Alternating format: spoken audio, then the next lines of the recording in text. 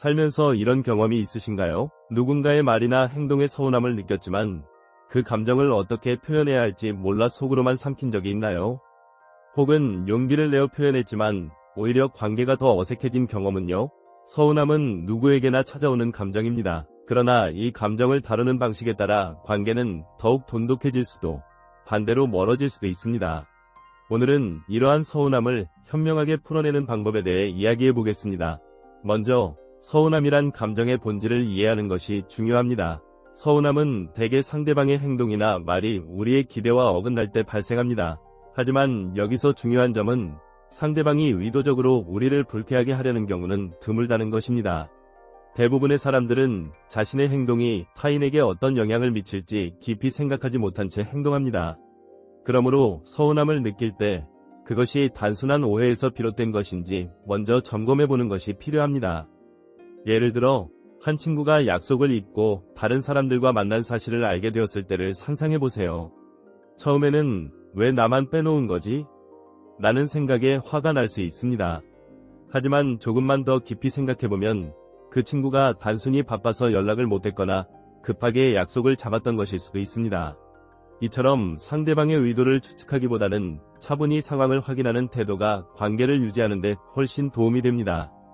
그렇다면 서운함을 느꼈을 때 어떻게 표현해야 할까요? 첫 번째로 중요한 것은 즉각적인 감정 폭발을 피하는 것입니다. 감정적으로 반응하면 상대방은 방어적인 태도를 취하기 쉽습니다. 왜 나만 빼놓은 거야? 라고 따지기보다는 다들 모였구나. 다음엔 나도 같이 하면 좋겠다. 라는 식으로 부드럽게 말을 꺼내는 것이 좋습니다. 이렇게 하면 상대방에게 부담을 주지 않으면서도 자신의 마음을 전달할 수 있습니다. 또한 자신의 감정을 솔직하게 표현하되 긍정적인 방식으로 전달하는 것도 중요합니다. 예를 들어 가족이나 친구에게 요즘 연락이 뜸해서 조금 서운했어 라고 말하기보다 내 목소리를 듣는 것만으로도 하루가 든든해 라고 표현하면 상대방도 부담 없이 받아들일 수 있습니다. 이처럼 긍정적인 언어를 사용하면 상대방은 자신이 소중한 존재로 인정받고 있다는 느낌을 받을 수 있습니다. 서운함을 풀어내는 또 다른 방법은 상대방의 입장을 먼저 인정하는 것입니다. 예를 들어 배우자가 집안일에 소홀하다고 느낄 때 왜 나만 집안일 해야 해? 라고 비난하기보다는 당신도 많이 바쁘겠지만 내가 조금 지쳐서 당신이 도와주면 정말 큰 힘이 될 것 같아 라고 부탁하는 것이 훨씬 효과적입니다. 심리학적으로 사람은 비난보다는 부탁에 더 긍정적으로 반응합니다. 특히 상대방의 노력을 인정하며 시작하는 부탁은 방어 기제를 낮추고 협력적인 태도를 유도합니다. 마지막으로 서운함은 행동으로 구체화하여 표현하는 것이 중요합니다. 단순히 서운하다 고 말하는 것만으로는 상대방이 정확히 무엇이 문제인지 이해하기 어렵습니다. 예를 들어 친구가 매번 밥값을 떠넘긴다면 너는 돈 잘 버니까 당연히 네가 내야 한다고 생각했어 라는 식의 말을 듣고 기분이 상했다고 말하기보다는 우리 서로 공평하게 내면 더 좋을 것 같아 라고 구체적으로 상황과 해결책을 제시하는 것이 효과적입니다. 결론적으로 서운함은 인간관계에서 피할 수 없는 감정입니다. 하지만 그 감정을 다루는 방식에 따라 관계는 더 깊어질 수도 있고 멀어질 수도 있습니다. 즉각적인 반응 대신 차분히 상황을 점검하고 부드럽고 긍정적인 방식으로 자신의 마음을 표현하며 상대방의 입장을 이해하려는 태도를 가지세요. 이러한 작은 변화들이 여러분의 인간관계를 더욱 풍요롭게 만들어줄 것입니다. 서운함이라는 감정은 단순히 부정적인 감정으로만 치부하기에는 그 안에 많은 의미를 담고 있습니다. 이는 우리가 상대방에게 기대를 가지고 있다는 증거이며 그 기대는 대개 관계의 중요성에서 비롯됩니다. 즉, 서운함을 느낀다는 것은 그만큼 상대방과의 관계를 소중히 여긴다는 반증일 수 있습니다. 하지만 이 감정을 제대로 다루지 않으면 오히려 관계를 악화시키는 요인으로 작용할 수 있습니다. 그렇다면 서운함을 건강하게 해소하고 이를 통해 관계를 더욱 돈독히 하는 방법은 무엇일까요? 먼저 서운함을 느꼈을 때 자기 자신에게 질문을 던져보는 것이 좋습니다. 나는 왜 이 상황에서 서운함을 느꼈을까? 라는 질문은 감정의 근본적인 원인을 파악하는 데 도움을 줍니다.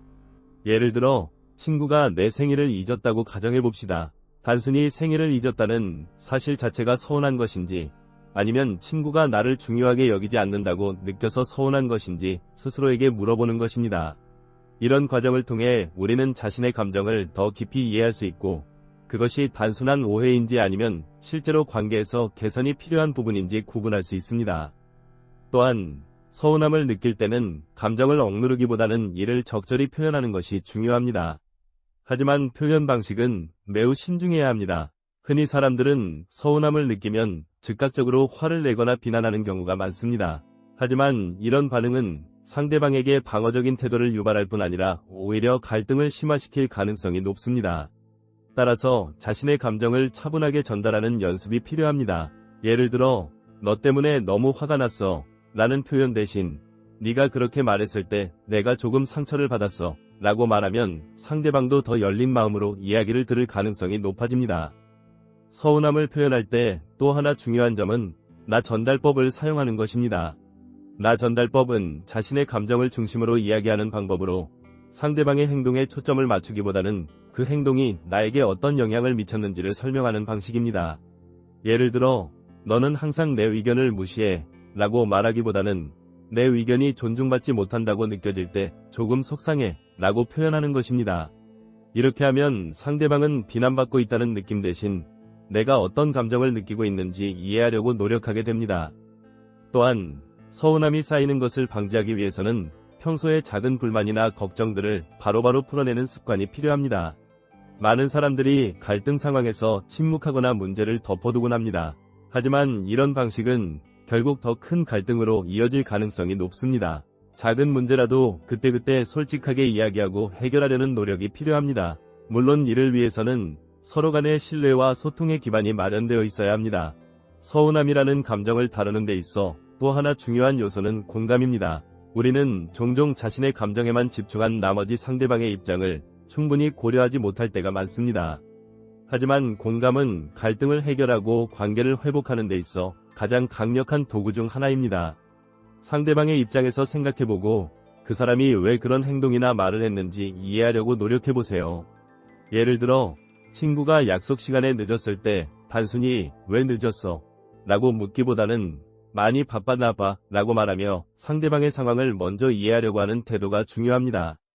서운함은 단순히 개인적인 감정으로 끝나는 것이 아니라 관계 전반에 영향을 미칠 수 있는 중요한 요소입니다. 따라서 이 감정을 어떻게 다루느냐에 따라 관계의 방향성이 달라질 수 있습니다. 특히 가족이나 연인과 같은 가까운 관계에서는 서운함이 쌓이면 그것이 곧 거리감으로 이어질 수 있습니다. 반대로 서운함을 잘 풀어내면 오히려 서로에 대한 이해와 신뢰가 깊어질 수 있습니다. 마지막으로 서운함이라는 감정을 완전히 없애려고 하기보다는 이를 자연스럽게 받아들이고 활용하는 태도가 필요합니다. 서운함은 우리가 인간관계를 맺으며 피할 수 없는 감정입니다. 하지만 이 감정을 부정적으로만 보지 않고 이를 통해 서로의 차이를 이해하고 조율해 나가는 기회로 삼는다면 우리의 관계는 더욱 건강하고 풍요로워질 것입니다. 결국 중요한 것은 우리가 서운함이라는 감정을 어떻게 바라보고 다루느냐에 달려 있습니다. 서운함은 단순히 부정적인 것이 아니라 우리가 서로를 얼마나 중요하게 생각하는지를 보여주는 신호일 수도 있습니다. 그러니 이 신호를 무시하지 말고 잘 활용해보세요. 그렇게 한다면 여러분의 인간관계는 한층 더 깊고 의미 있는 방향으로 나아갈 것입니다.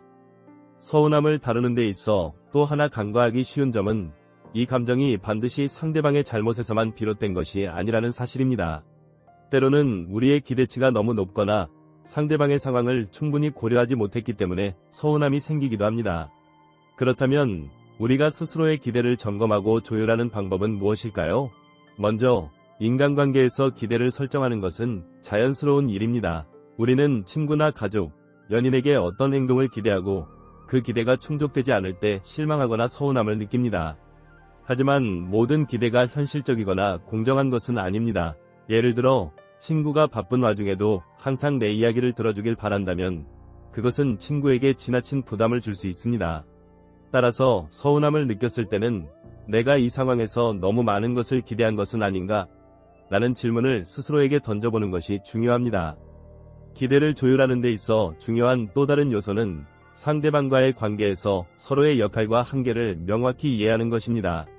예를 들어 직장 동료와의 관계에서 지나치게 개인적인 친밀감을 기대한다면 그 관계는 오히려 불편해질 수 있습니다. 반대로 가족이나 연인과의 관계에서는 더 깊은 정서적 교감과 지지를 기대하는 것이 자연스럽습니다.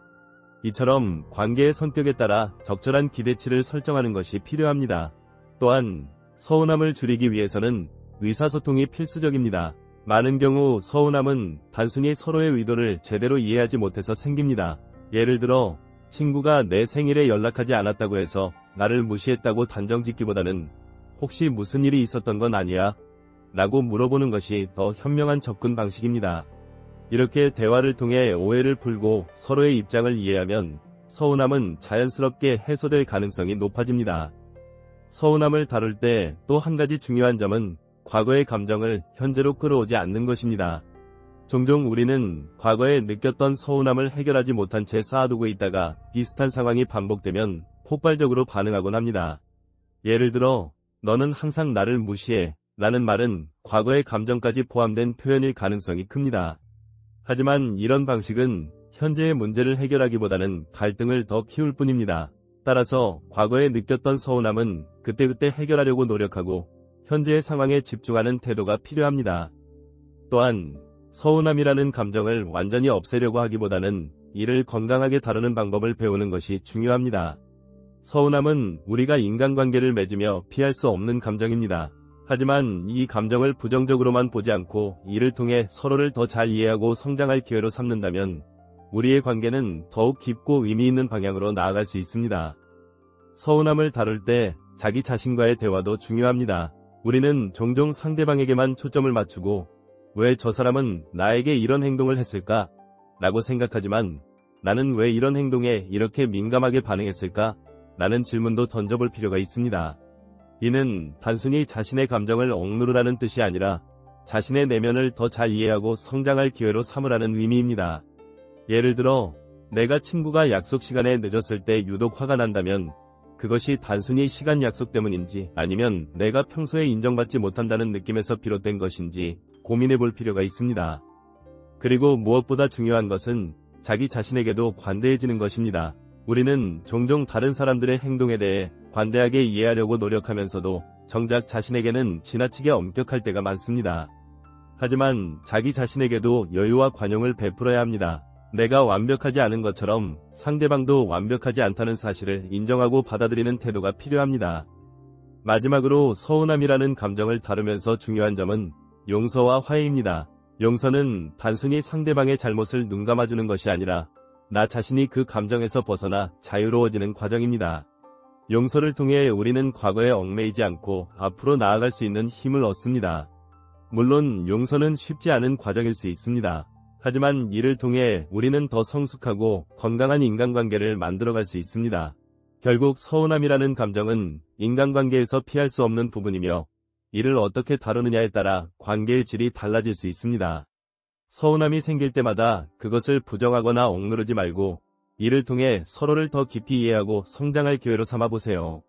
그렇게 한다면 여러분의 인간관계는 더욱 풍요롭고 의미 있는 방향으로 발전할 것입니다.